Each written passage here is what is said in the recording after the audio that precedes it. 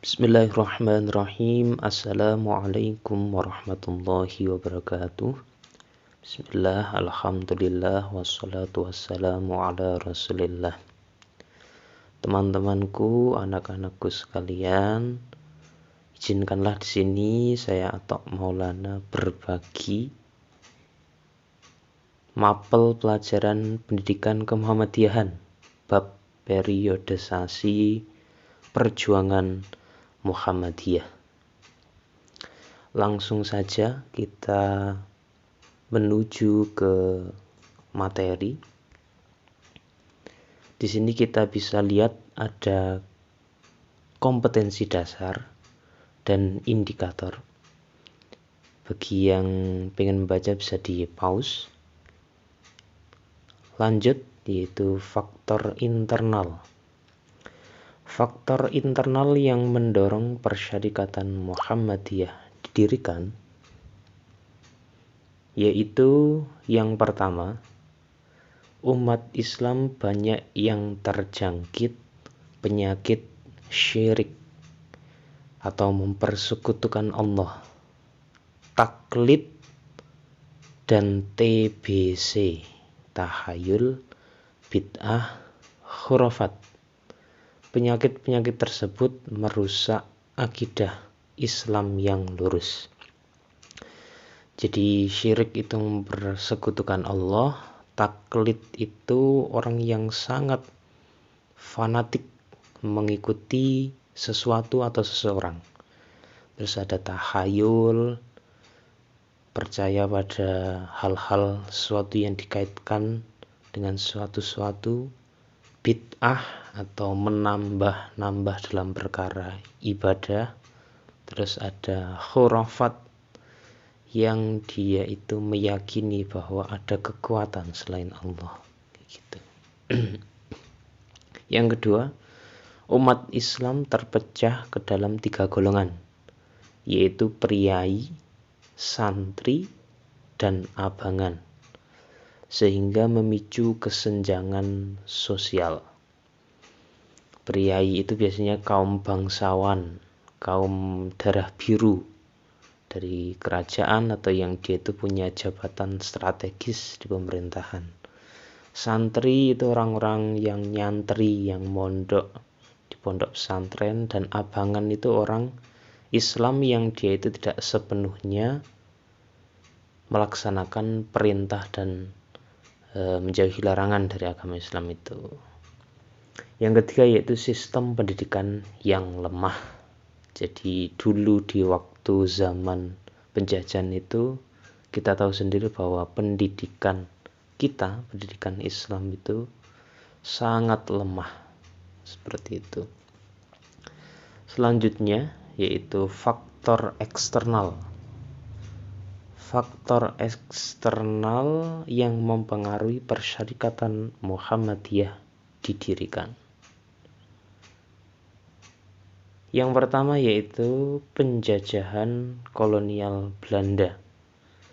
Jadi karena ada penjajah yang masuk ke Indonesia, terus akhirnya kita perlu adanya persatuan dan kesatuan, dan perlu juga adanya peningkatan kualitas hidup manusianya. Dengan apa? Dengan pendidikan.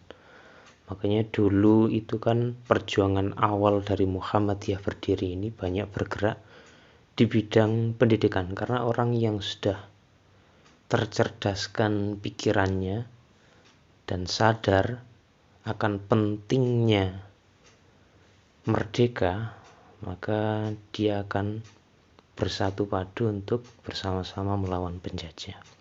Terus ada gerakan pembaruan Islam dunia. Jadi di sisi lain, dunia pada saat itu gencar-gencarnya melakukan pembaruan, terutama pada agama Islam itu sendiri, karena kebanyakan yang kita ketahui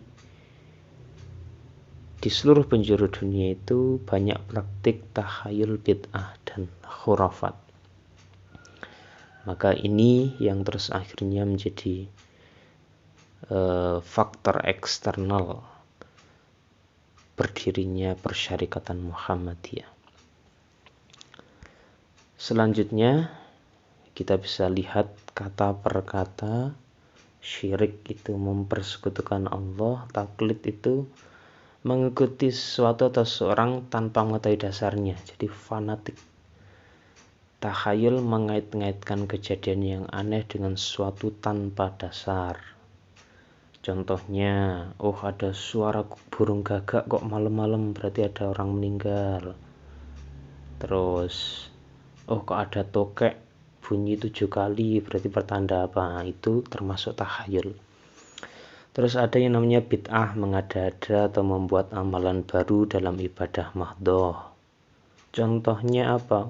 Sholat subuh dibuat 4 rakaat, terus sholat duhur dibuat 3 rakaat, dan lain-lain yang itu menambah atau mengurangi atau memodifikasi ibadah mahdhoh. Ibadah mahdhoh itu yang ada pada rukun Islam. Syahadat, sholat, puasa, zakat, haji itu.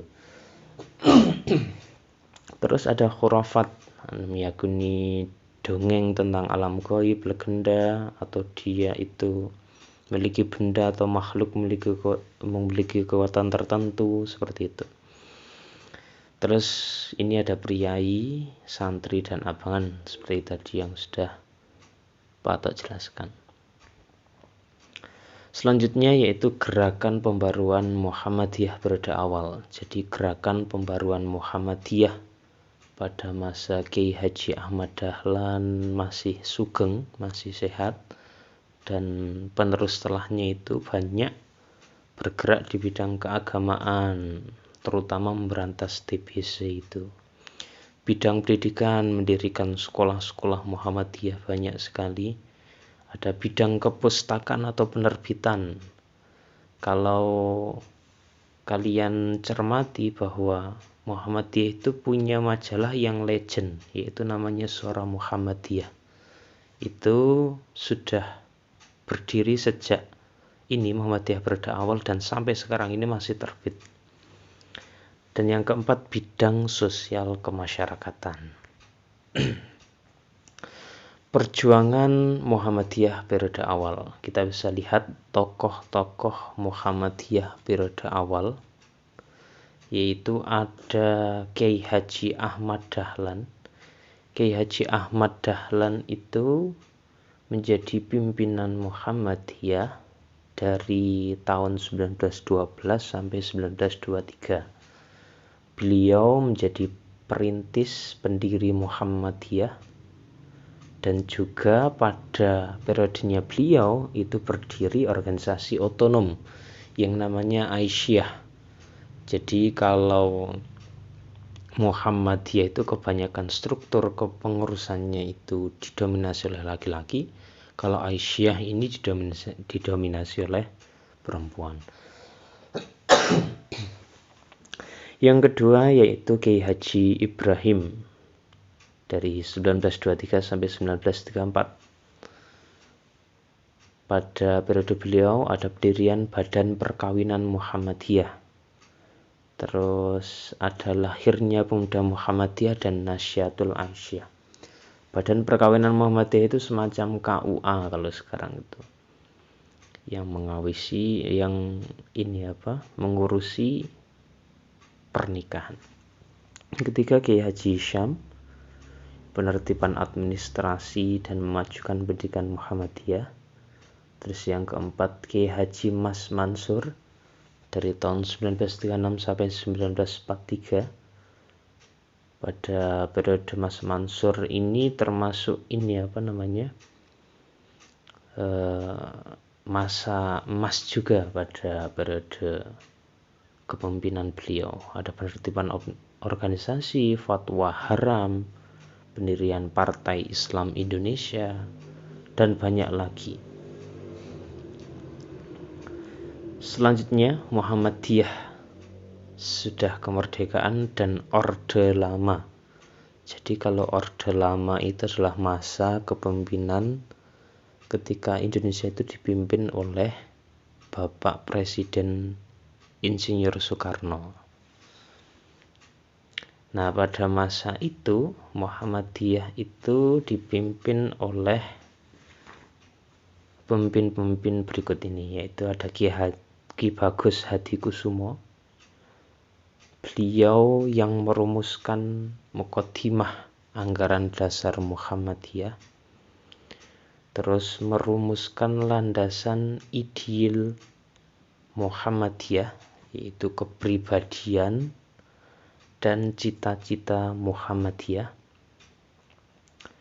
Terus ada A.R. Sultan Mansur.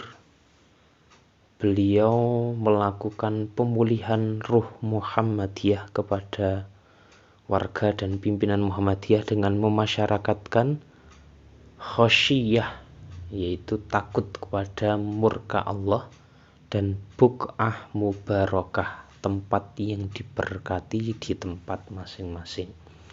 Dan beliau juga merumuskan Khithah Palembang. Nah, pembahasan tentang khithah ini besok akan kalian dapatkan di kelas 12. Khithah itu adalah garis besar perjuangan Muhammadiyah.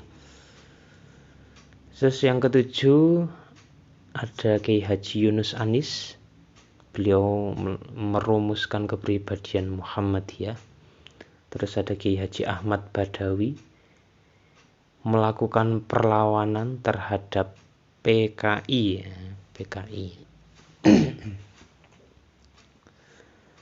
Terus selanjutnya Muhammadiyah pada masa Orde Baru itu Indonesia dipimpin oleh Presiden Soeharto. Yang pertama ada Kiai Haji Fakih Usman. Kiai Haji Fakih Usman ini adalah pemimpin Muhammadiyah yang dia itu memimpin dalam periode yang paling singkat, karena beliau terus di periode pemimpinannya, sebelum selesai periode pemimpinannya itu meninggal, lalu digantikan oleh Pak A.R. Fakhrudin atau Kiai Abdul Razak Fakhrudin. Nah, ada yang menarik, yaitu Kiai Haji Fakih Usman ini kan adalah pemimpin Muhammadiyah dengan periode yang paling pendek, sedangkan penggantinya Pak A.R. Fakhrudin ini adalah pemimpin Muhammadiyah dengan masa jabatan yang paling lama. Kita bisa hitung itu 68 sampai tahun 90, yaitu sekitar berapa tahun? 22 tahun. 22 tahun.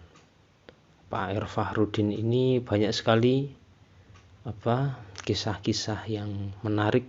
Kalau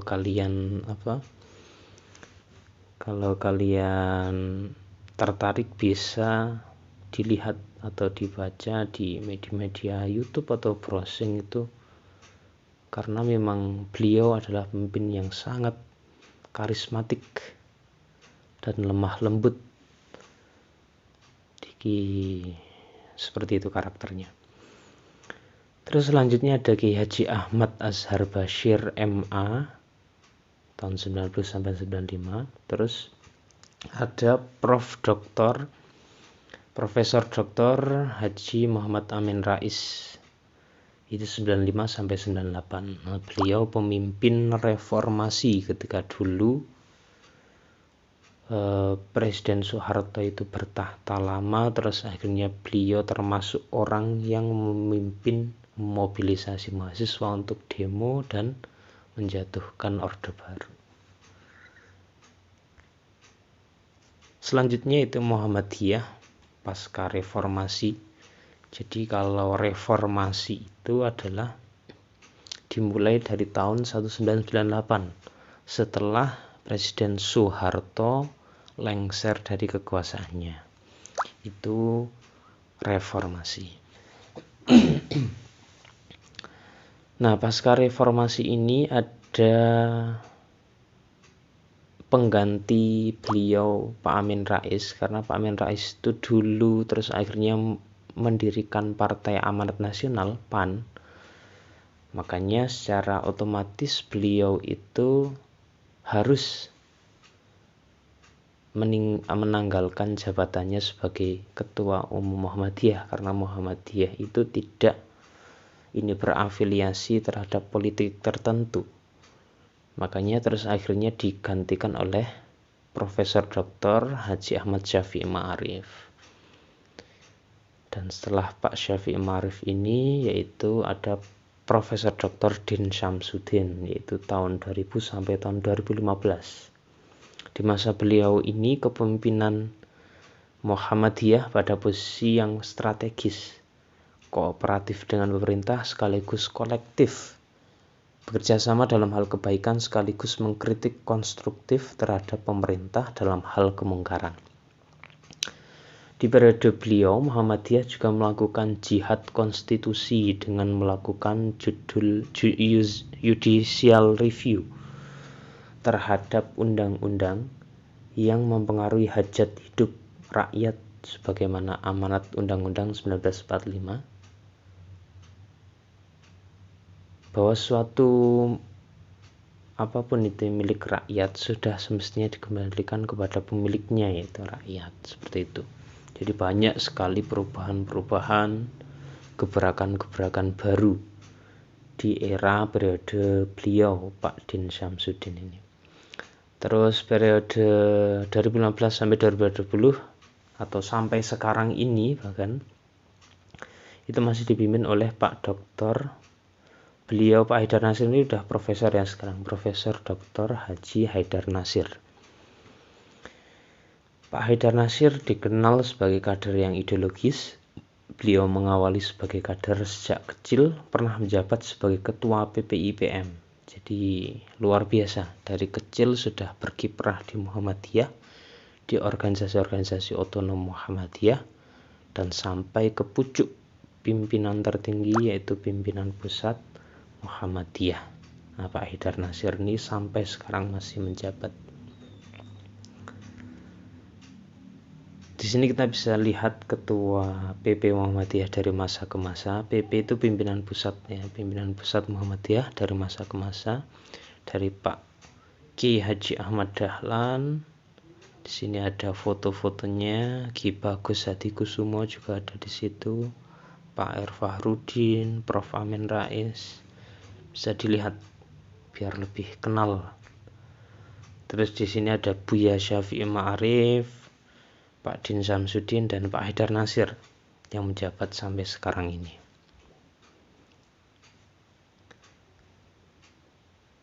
Oke, terima kasih teman-temanku, anak-anakku sekalian. Mohon maaf apabila banyak ada salah-salah kata dan kekurangan. Billahi taufiq walhidayah. Wassalamualaikum warahmatullahi wabarakatuh.